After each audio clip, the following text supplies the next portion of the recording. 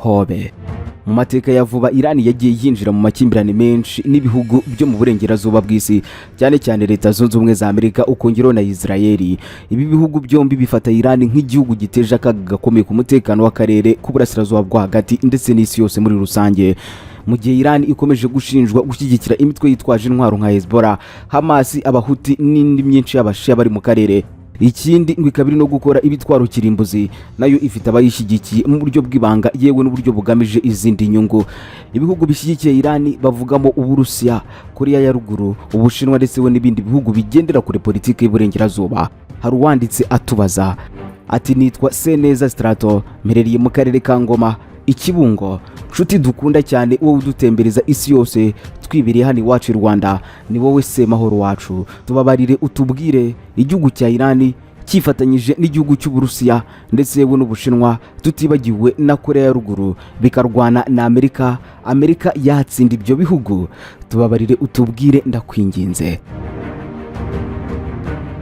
Bwana Strato, ndakumva cyane, gusa iyi ni ingingo ikomeye cyane urebye uko geopolitique yo mu burasirazuba bwo hagati cyangwa se Middle East ihagaze muri iki gihe. Gusa ariko reka tugende tubisesengura akantu ku kandi, reka noroshye cravate yanjye nigirije mu gituza ubundi tubigemo. Jackson Semahoro niko nitwa.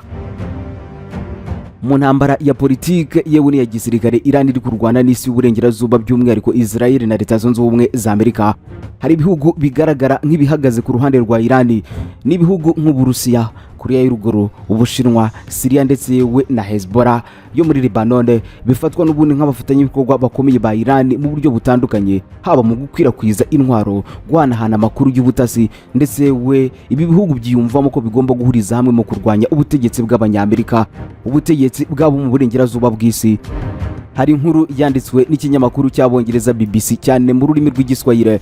Ni inkuru bahaye umutwe ugira uti Marekani yuko na Israeli nani anaisaidia Irani, bati ko Amerika iryamye kuri Israeli, none ninde uryamye ku gihugu cya Irani. Aha bagaragajemo ibihugu bitandukanye bivugwa ko biri inyuma y'iki gihugu cya Iran muri iyi ntambara irimo. Ku isonga bagaragaza igihugu cy'Uburusiya, bakigaragaza nk'umufatanyabikorwa ukomeye w'igihugu cya Iran.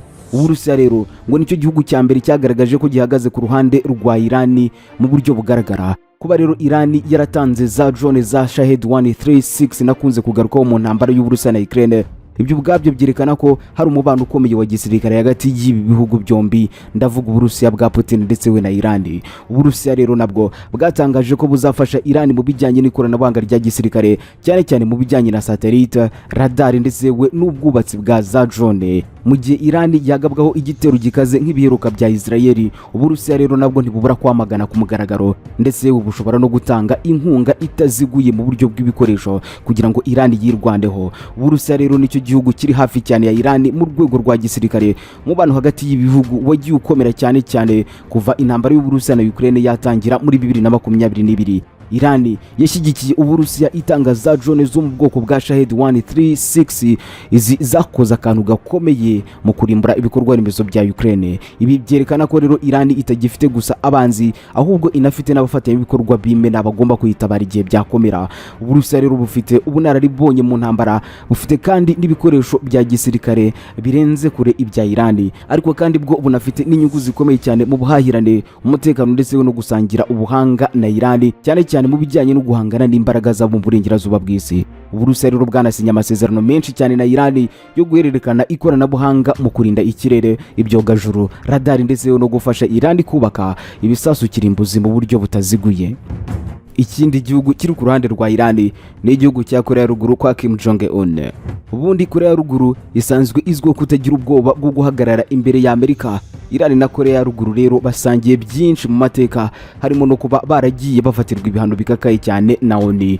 Ubufatanye bwabo bushingiye cyane ku guhererekanya tekinike y'ubwubatsi bw'ibitwaro bya kirimbuzi, misile zigenda intera ndende ndetse n'uburyo bwo gucunga umutekano mu buryo buhambaye. Nubwo Korea ya Ruguru itari hafi ya Israeli, ubushake bwo gutera inkunga Iran mu buryo bw'ikoranabuhanga n'intwaro ntibukwiye kwirengagizwa. Korea ya Ruguru rero izwiho kuba igihugu gituwe na leta ifite imbaraga za kirimbuzi kandi igendera cyane kuri politiki yo kudakorana n'amahanga mu buryo busanzwe. Icyakora cyo ni igihugu gifitanye ubufatanye bwa hafi n'igihugu cya Iran, cyane mu bijyanye n'ubwubatsi bwa za misile balistika, ikoranabuhanga rikoreshwa mu bitwaro ndetse no gusangira amakuru y'ubutasi. Ibi bihugu byombi rero bisangiye ibihano bikakaye byafashwe n'umuryango w'abibumbye yewe n'ibihugu byo mu burengerazuba bw'isi. Kubw'iyo mpamvu rero Korea ya Ruguru ifasha Irani kugira ikoranabuhanga rituma yirwanaho, ariko kandi mu buryo butaziguye. Hari kandi n'amakuru avuga ko Irani yagiye ihabwa ibikoresho bimwe na bimwe by'ubushakashatsi byakoreshwaga mu gukora za bomba atomika, yewe na Korea ya Ruguru ngo niyo yazitangiye. Ibi byose bikaba bigaragaza ko hari umurongo uhuza Irani ndetse yewe n'iyi Korea ya Ruguru. Ikindi gihugu kiza imbere mu bifasha igihugu cya Irani muri bibazo irimo by'umutekano muke n'intambara n'igihugu cy'Ubushinwa kwa Xi Jinping. Uyu ni umufatanyabikorwa ariko ucisha make gusa ufite imbaraga zikomeye. Ubushinwa ntabwo bugaragaza ko buhagaze ku ruhande rwa Irani mu buryo bw'imirwano, ariko kandi bufite uruhare runini cyane mu kuyishyigikira mu buryo bw'ubukungu n'ikoranabuhanga. Ubushinwa bugura peteroli nyinshi cyane muri Irani, bukanafasha mu kubaka inganda z'ibikorwa remezo. Ibi bituma rero Irani ibona uburyo bwo gukomeza kwihagararaho mu gihe cy'ibihano bya Amerika. Ubushinwa kandi bushobora gutanga ubufasha butaziguye mu bijyanye n'amakuru, ikoranabuhanga ndetse no kurinda ko Irani isenywa n'amabwiriza y'isi ya ruguru. Ubushinwa kandi nubwo butagaragara mu bikorwa bya gisirikare bya Irani, ariko kandi ni kimwe mu bihugu bitera inkunga ikomeye Irani mu rwego rw'ubukungu yewe n'imibanire y'isi. Ubushinwa kuba bugura peteroli nyinshi muri Irani ni ikintu gikomeye, nubwo hari ibihano byinshi byashyiriweho iki gihugu na Leta Zunze Ubumwe za Amerika. Imyifatire rero ituma Irani ikomeza kubona amadevize, igakomeza gutunga ingabo, ikagura ibitwaro ndetse ikanatera inkunga imitwe y'inyeshyamba bakorana. Uretse rero ubucuruzi, Ubushinwa bwanasinyanye na Irani amasezerano y'imyaka 25 y'ubufatanye mu by'ubukungu, ubwikorezi yewe n'ingufu. Ubushinwa kandi bunafite ijambo rikomeye cyane mu muryango w'abibumbye, aho bushobora kuvugira Irani mu gihe igiye gusabirwa ibihano bikakaye. Nubwo rero butajya ku rugamba, Ubushinwa buri inyuma cyane y'igihugu cya Irani, dore ko babaha ubufasha bukomeye cyane bubongerera ubushobozi bwo kurwana no kuba igihugu gikomeye mu burasirazuba bwo hagati. Ntiwakirengagiza kandi ubufasha Irani ihabwa n'imitwe itandukanye nka Hezbollah ndetse n'igihugu cya Syria. Izi ni inshuti bafite zikomeye mu karere. Irani ifite ibihugu byinshi cyane mu karere birimo Syria, yewe n'imitwe nka Hezbollah yo muri Lebanon. Syria mu bihe bya Bashar al-Assad yari umufatanyabikorwa ukomeye cyane wa Irani. Irani ifite kandi ingabo zayo ziri muri Syria ndetse yewe niyo yanamufashije kurwana intambara yo kwirukana abigometse ku butegetsi be. Syria kandi yahaye Irani inzira yo kugerayo igatwara intwaro ndetse yewe n'inzego z'ubutasi za Hezbollah bagiye bakorana mu buryo bwimbitse. Hezbollah rero nayo ni umutwe w'abayisilamu b'abashia wita ko urwanira inyungu za Irani kandi ukaba ufite ubunararibonye cyane mu ntambara. Iyo Israeli igabye igitero kuri Irani, Hezbollah ikunze guhita isubiza nk'uko byagiye bigaragara mu mirwano iheruka ku mupaka na Lebanon. Ese ibi ibihugu nkubwiye byose byifatanyije bishobora gutsinda Israel na Leta Zunze Ubumwe za Amerika? Ubundi ni naryo shingiro ry'ikibazo watubajije yabajije yitwa Strato. Iki rero ni ikibazo kigoye birumvikana, ariko kandi gishobora gusubizwa mu rwego rw'isesengura. Israel na Leta Zunze Ubumwe za Amerika, ibi ni ibihugu bifite ingufu za gisirikare, bikagira ikoranabuhanga rihambaye ndetse n'ubufatanye mpuzamahanga byarenze urugero, sinzi uko nabigusobanurira. Israel rero ifite uburinzi bukomeye cyane burimo Iron Dome, David String ndetse we n'andi matekinike y'ikirere adasanzwe, ndetse we na Amerika ifite ingabo n'ibitwaro bikomeye cyane mu mazi yewe no mu kirere, utibagiwe no ku butaka. Ariko kandi niba ibihugu nka Irani, Uburusiya, Korea ya Ruguru ndetse we n'Ubushinwa byafatanya ku mugaragaro mu ntambara bari kurwanamo na Israel na Amerika, isi yajyamo intambara ya gatatu y'isi yose, nicyo twahita twibonera. Mu buryo bw'igitsure yewe n'imbaraga za gisirikare zose zishizwe hamwe, bashobora gukoma mu nkokora gahunda za Amerika na Israel cyane cyane mu burasirazuba bwo hagati. Ariko kandi ntabwo wavuga ko ari ibintu byoroshye kuvuga ko batsinda burundu. Intambara yaba ndende, mu by'ukuri yakwangiza byinshi kandi ntihabaho uwayitsinda. N'uwaramuka avuze ko ayitsinze yaba yarahuye n'ibihombo bikomeye cyane adashobora kuzirengera. Kuba rero ibihugu byakwifatanya bigatsinda Israel na Leta Zunze Ubumwe za Amerika, iki ni ikibazo urebye kitoroshye cyasaba kureba ku nzego zitandukanye nk'ubukungu, imbaraga za gisirikare, ubuhanga n'ikoranabuhanga ndetse n'imibanire mpuzamahanga. Mu by'ukuri rero Israel na Amerika bifite imbaraga za gisirikare, bikagira kandi n'ikoranabuhanga rihambaye, bakagira za satellite za mbere mu isi, bakagira drone zikakaye, indege z'intambara nka za F-16, F-35 n'izindi, bakagira n'ibitwaro kirimbuzi. Byose ikaba biherekezwa n'imigambi karundura y'abatasi bakomeye ba Mossad na CIA. Ariko kandi nanone ubufatanye bwa Irani, Uburusiya, Korea ya Ruguru, Ubushinwa ndetse n'abandi byanatanga imbaraga nyinshi cyane. Birumvikana uko byagenda kose rero intambara y'izi mpande zombi yaba ari intambara ya gatatu y'isi yose. Aha ntabwo intsinzi yaba ari ukubona agace cyangwa se guta igisasu, ahubwo yaba ari ukurinda ibihugu byabo kurimbuka burundu. Ibi bihugu rero bishobora gusenyana, birumvikana bikagira ibihombo bikomeye cyane, ariko kandi biragoye kuvuga ko runaka yatsinda iyi ntambara. Nubwo rero ibihugu bifasha Irani hari ukutizerana gukomeye hagati yabyo. Uburusiya ntibufata kimwe na Korea ya Ruguru cyangwa se Ubushinwa ntibafata kimwe iyi ntambara. Buri gihugu gifite gahunda yacyo, kikagira politiki yacyo yihariye, ndetse yewe kikagira n'icyo giharanira gitandukanye n'iki kindi gihugu giharanira. Ikindi kandi nubwo bishobora gufatanya kurwanya Amerika n'uruhande rwayo, ibyo ntibyasobanura ko byashobora gutangiza urugamba rusange. Ibihugu biracyagerageza gukoresha intwaro, cyane cyane bifashisha imitwe y'iterabwoba iri hirya no hino mu bihugu bitandukanye, ibizwi nka proxy wars, aho n'ubundi bashyigikira iyi mitwe itandukanye nk'iri muri Gaza cyangwa se n'iri muri Lebanone, aho kwinjira mu ntambara ku mugaragaro. Buri gihugu rero gifite inyungu cyubahiriza kandi kirwanira. Kuba rero Irani ishobora kwifashisha ibihugu bihanganye n'uburengerazuba nk'imfashanyo ya gisirikare cyangwa se politike, ibi birashyira akarere kose mu kaga gakomeye ko gusandara. Gusa kuba ibi bihugu bihuriye ku rwango bifitiye Amerika na Israel, ibyo ntibisobanuye ko bagiye gutangiza intambara yo gufatanya ngo barwanye ibi bihugu, kuko buri kimwe cyifata mu buryo butandukanye. Ariko kandi ibyo ntibikuraho ko intambara zishobora gukomera nk'uko biri kugenda muri Gaza, Syria ndetse we n'ahandi. Kuri ubu rero ubufatanye bw'ibihugu biri ku ruhande rwa Irani ntibwafatwa nk'ubushobozi bwo kurimbura Amerika cyangwa Israel mu buryo bwihuse, ariko kandi nanone ntabwo bushobora kwirengagizwa. Ibi bihugu bigenda bigabanya imbaraga z'uburengerazuba gahoro gahoro binyuze mu buryo butaziguye, guhindura ubukungu ku rwego mpuzamahanga nko gukoresha amayuwani aho gukoresha amadolari, guteza imbere ikoranabuhanga ridashingiye n'ubundi ku Burayi, yewe no gushyigikira imitwe igaragaza ko idashaka ubutegetsi bw'abazungu. Niba rero ibi bihugu byafatanyiriza hamwe ku mugaragaro, isi yose yahura n'umwiryane w'igihe kirekire. Nta mpande ebyiri zakomeza gusigara zidahuye. Byaba ngombwa ko rero Afurika, Amerika y'Epfo ndetse we n'Uburayi nabyo bigiraho bihagaze. Uwo rero waba ari umwiryane w'isi yose. Ibyo twabibumbira mu ijambo rimwe tukabyita World War 3 cyangwa se intambara ya gatatu y'isi yose. Iyi ngingo nyishyiraho akadomo neza, nakubwira ko rero nubwo Irani itari ku rwego rumwe na Amerika na Israel mu bya gisirikare, ariko kandi ifite umuyoboro uhamye w'abafatanyabikorwa.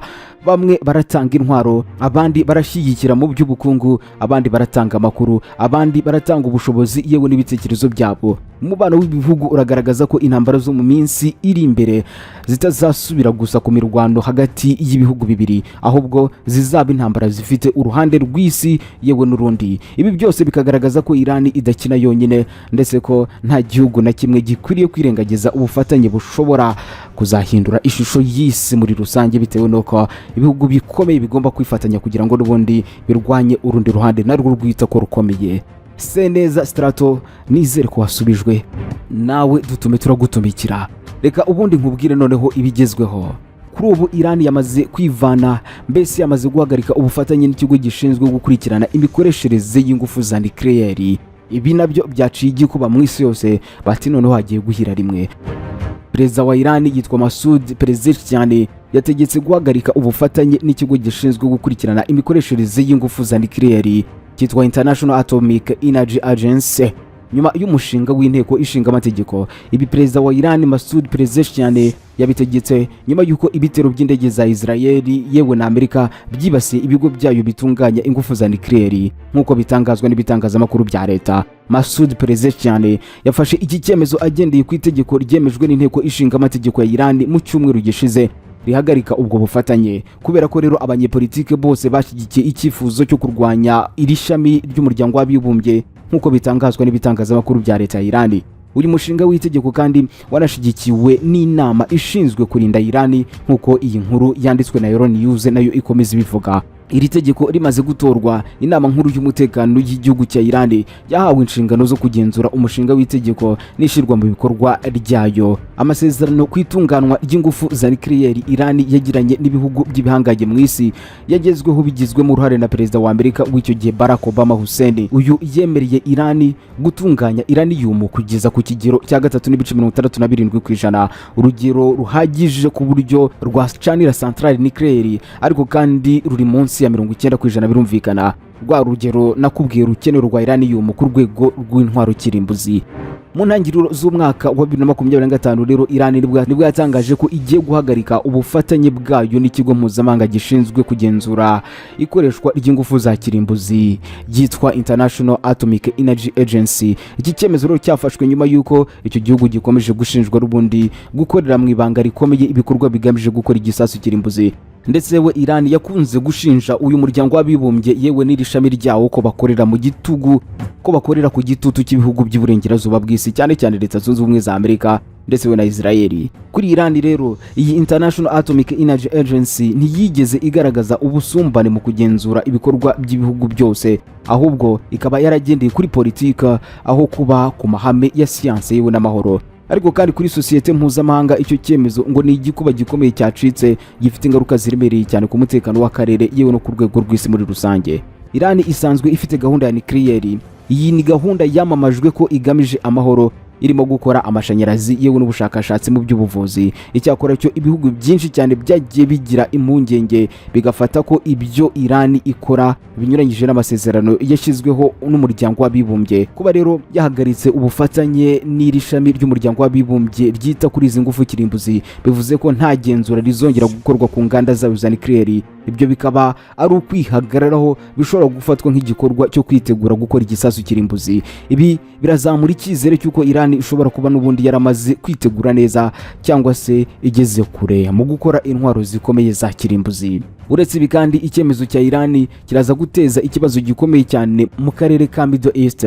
Iran ifatwa nk'igihangaje mu rwego rwa gisirikare mu karere, ariko kandi inafitanye umubano mubi n'ibihugu byinshi cyane by'Abarabu ndetse na Israeli. Kuba rero Iran igiye gukora ibikorwa byayo mu ibanga bizatuma Israeli irushaho gufata iki gihugu nk'igiteye inkeke mu buryo bukomeye. Hashobora kubaho ibindi bikorwa bikomeye cyane bya gisirikare byo kugerageza gusenya ibikorwa bya Iran mbere y'uko birangira nk'uko Israeli yigeze kubikora muri Syria na Iraq.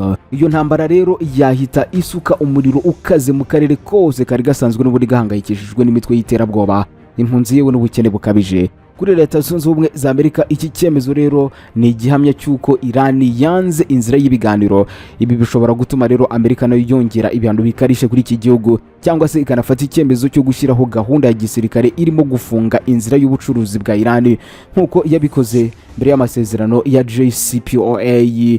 Icyo gihe ubukungu bwa Iran rero bwacitse intege birumvikana, abaturage babaho nabi, uburakari bwariyongereye imbere mu gihugu, ndetse yewe hamaze igihe habaho imyigaragambyo. Gusubira muri ibyo bihe rero bizatuma ubuyobozi bwa Iran burushaho n'ubundi gutinyuka yewe no gufata ingamba zigaragarira buri wese nk'iza gisirikare. Ni ngombwa rero no kureba uko ibintu bigira ingaruka ku mibanire y'isi yose, kuko International Atomic Energy Agency ni urwego rufite inshingano zikomeye cyane zo kubungabunga amahoro y'isi, rukanagenzura ko ingufu za nucleaire zikoreshwa mu buryo butabangamiye amahoro. Iyo igihugu rero gihagaritse ubufatanye n'icyo kigo bigira isura mbi ku yandi mahanga yose. Hashobora kuzamuka rero urwikekwe mu bindi bihugu, nabyo bikagira ibanga ibikorwa byabyo, bikarushaho n'ubundi kwikura mu masezerano mpuzamahanga, maze isi igasubira mu mwuka w'intambara y'ubutita. Icyizere cy'ubufatanye mpuzamahanga cyasenyuka, buri gihugu n'ubundi kigatangira kwisuganyiriza intwaro nk'uko n'ubundi kibibona, bigateza akaga gakomeye ku mutekano w'isi muri rusange. Iran rero yarigeze n'ubundi kugerageza kugera ku bumwe bw'amahanga binyuze mu masezerano ya JCPOA yo muri 2015, aho n'ubundi yemeye kugabanya ingano ya uranium icukura, ndetse we ikemera n'ubundi kugenzurwa. Ariko kandi kuva Amerika yakuramo akaboko kayo muri 2018 ibintu byarushijeho kuba bibi cyane. Iran yagiye yongera ibikorwa byayo, ariko kandi ikanagerageza gukomeza kuganira. Kuba rero ubu noneho yahagaritse burundu ubufatanye n'iyi miryango mpuzamahanga ni igihamya cy'uko yaciye inzira y'ibiganiro, ikaba kandi irimo kwiyemeza kurwana intambara ya politiki na diplomasi. Nanone kandi iki cyemezo gishobora gutuma Iran ishyira imbaraga zayo mu kongera ubufatanye bwayo n'ibindi bihugu bifitanye ibibazo na Amerika nka Korea ya Ruguru, Uburusiya, Ubushinwa cyangwa se na Venezuela. ibi bihugu rero bishobora n'ubundi kuyishyigikira mu nyungu z'ubucuruzi, ikoranabuhanga ndetse we n'inkunga ya politike. Nubwo ayo masezerano ataba ku mugaragaro, ashobora gutuma Irani igira icyizere cyo guhangana n'amahanga, bityo igakomeza ibikorwa byayo itikanga amahanga. Ibi byose bishobora gutuma isi isubira mu bihe byo gusubiranamo gukomeye cyane hagati y'ibihugu bikomeye. Mu gusoza, icyemezo cya Irani cyo guhagarika ubufatanye na International Atomic Energy Agency ni icyemezo gikomeye cyane mu mateka y'umutekano w'isi. Ni icyemezo cyambura abatuye isi icyizere cy'uko gahunda za nuclear ziri mu maboko y'abantu bashishoza kandi bagenzurwa. Binyujijwe muri iki gikorwa, Irani yishora mu mwijima wo kutamenyekana, aho bishobora n'ubundi kurangira iteje intambara, ubukene bukomeye ndetse n'umwiryane mu karere kose ka Middle East. Abasesenguzi benshi bemeza ko ibi ari igikuba gicitse kandi ko ingaruka zabyo zishobora gukomera kurusha uko Irani ubwayo nayo ibitekereza. Ngayo nguko reka nsoze gutyo ngushimire tubana buri munsi. Ndasoma ibitekerezo byawe byose. Jackson Semahoro niko nitwa.